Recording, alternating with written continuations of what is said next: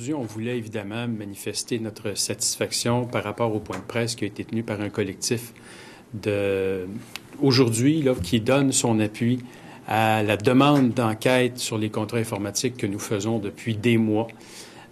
Cette voie-là s'ajoute à une autre voie, celle de l'Association québécoise des technologies, qui regroupe plus de 500 entreprises dans le domaine privé qui œuvrent au niveau technologique, qui, elle aussi, a joint sa voix à la nôtre pour dire « ça prend une enquête sur les contrats informatiques ».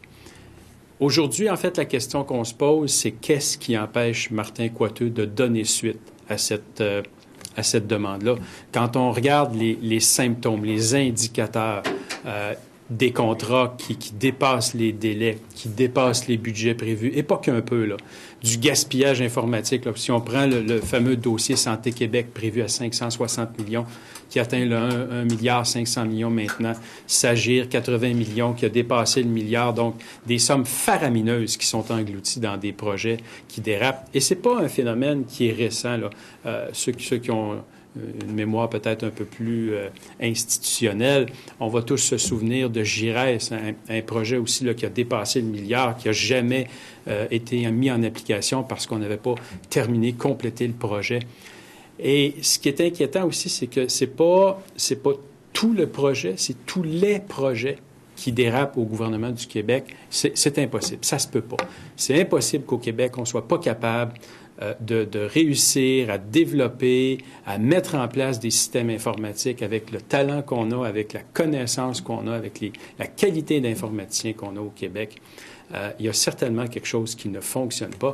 Et c'est pas normal non plus qu'on voit toujours les mêmes firmes remporter les contrats. Là. Il y a une très courte liste là, de firmes qui remportent plus de 90 des contrats informatiques.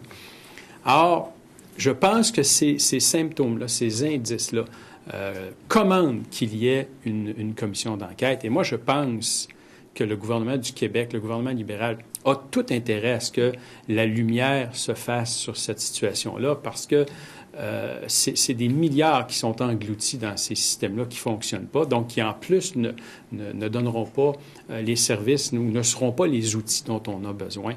Et c'est l'intérêt du gouvernement, c'est l'intérêt du contribuable. Et je vois vraiment pas qu'est-ce qui empêche Martin Coiteux, pourquoi Martin Coiteux refuse toujours d'aller de l'avant avec cette proposition-là de la Coalition Avenir Québec. Le vérificateur général, ça suffit pas, d'après vous? Bien, le vérificateur général a une expertise sur la gestion des ressources humaines, financières, très certainement.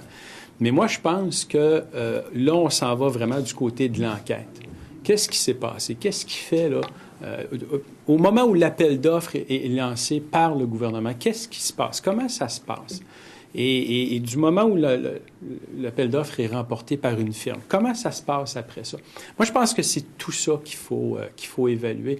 Donc, oui, je pense que ça dépasse le mandat du vérificateur général sur l'ampleur du mandat et sur l'expertise du mandat. Est-ce que vous pensez que le crime organisé puisse être... Parce que, bon, tout à l'heure, en conférence de presse, on disait qu'il y a les mêmes ingrédients, vous l'avez dit vous-même, je pense, oui. Plus tôt cette semaine, oui. Les mêmes ingrédients qu'on retrouve, par exemple, à la commission, qui a mené à la commission Charbonneau dans l'industrie de la construction. Donc ça implique crime organisé, ça implique financement politique, ça implique des grandes firmes qui font de la collusion ensemble. Est-ce que vous croyez que ça existe, par exemple, avec le crime organisé? Est-ce que le crime organisé est dans l'informatique, à votre avis? Écoutez, je n'ai pas la certitude, mais je me pose la même question que vous. Puis je pense que l'ensemble de la population du Québec se pose cette question-là. Et c'est la raison pour laquelle ça prend une commission d'enquête. On a vu à la commission Charbonneau ce qui en était. Et tout le monde constate que dans le milieu informatique, on vit les mêmes problématiques, on a les mêmes symptômes. Les chances qu'on ait la même maladie sont quand même là. Alors, la commission d'enquête, à mon avis, aurait, entre autres avantages que de répondre à ces questions-là, qui sont tout à fait légitimes et qui méritent d'obtenir une réponse. Est-ce que, excuse-moi juste de terminer, vous dites que le gouvernement, visiblement, ne veut pas aller de l'avant avec une enquête. Là. Ça fait pas la première fois qu'elle est demandée une enquête. Ça fait plusieurs mois qu'on le demande. Plusieurs mois. Alors, quel est l'intérêt du gouvernement de ne pas tenir une enquête?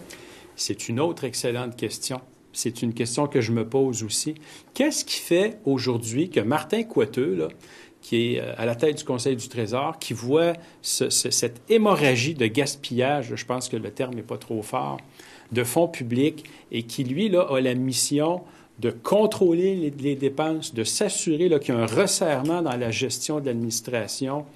Quel est son intérêt à ne pas aller au bout de la démarche? Quel est son intérêt à ne pas aller chercher l'information dont il a besoin pour prendre les bonnes décisions? Alors, on le voit aujourd'hui, là, il annonce des mesures qui, pour moi, là, c'est du brassage de soupe. Là.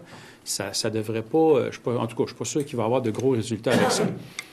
Pourquoi se maintenir dans le noir volontairement? Quand on a un travail à faire, quand on veut faire un ménage, la première chose à faire, c'est de dire, OK, c'est quoi l'ampleur de la tâche? Là? À quoi je m'attaque? Et actuellement... C'est quoi la réponse? La réponse de?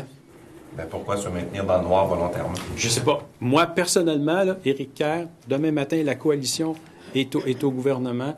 Je peux vous dire que c'est une des premières choses qu'on fait, c'est lancer une commission d'enquête sur les contrats en informatique. C'est une des premières choses à faire. On ne peut pas faire le ménage avec une mop sale puis de l'eau souillée. On ne peut pas faire le ménage avec ça.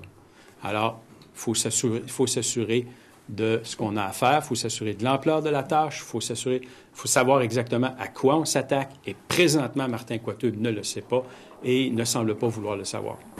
Monsieur Kerr, ce matin, les représentants de la coalition qui ont demandé une commission d'enquête ou une enquête publique là, ont souligné que plus de 50% des contrats informatiques au Québec sont donnés en sous-traitance. Ouais. Cette proportion-là serait de 25% dans la moyenne de l'OCDE puis 20% en Ontario. Ouais. Est-ce que vous souhaitez que ce pourcentage-là soit ramené justement vers une moyenne plus raisonnable, par exemple 25%?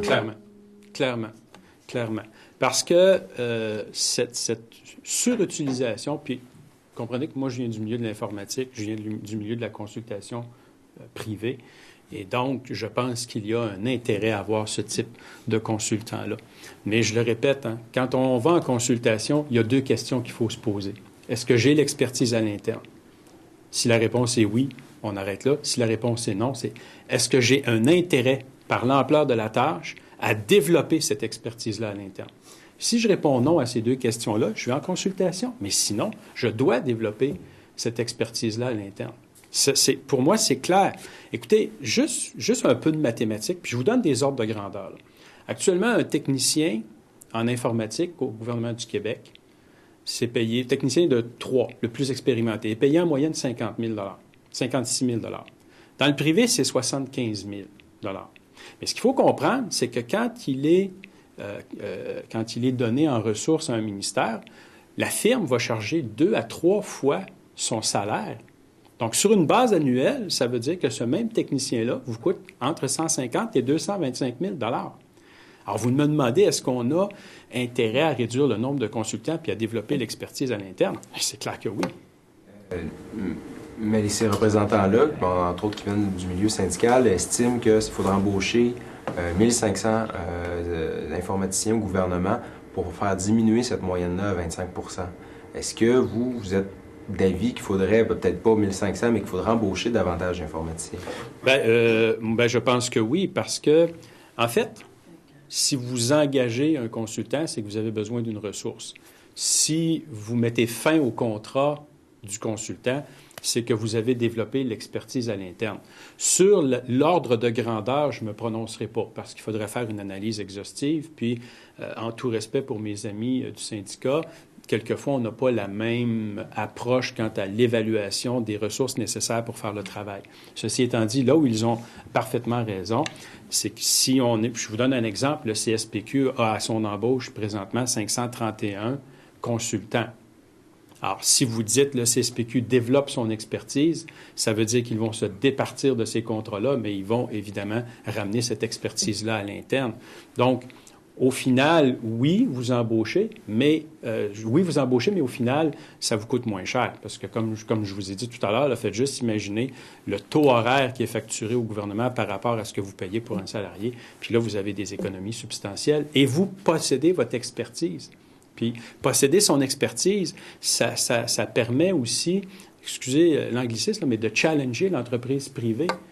Moi, je l'ai vécu, la commission d'administration publique, des ministères qui faisaient des changements informatiques, puis il y avait des coûts qui étaient associés à ça, qui étaient, à mon avis, disproportionnés. Et j'ai eu l'occasion, parce que je viens du milieu, parce que je connais ça, dire, écoutez, là, l'ampleur de la tâche, là, ce que vous me dites, moi, j'aurais fait ça en tant de temps, ça aurait coûté de temps, puis là, vous avez un chiffre qui est de temps qui m'apparaît nettement supérieur.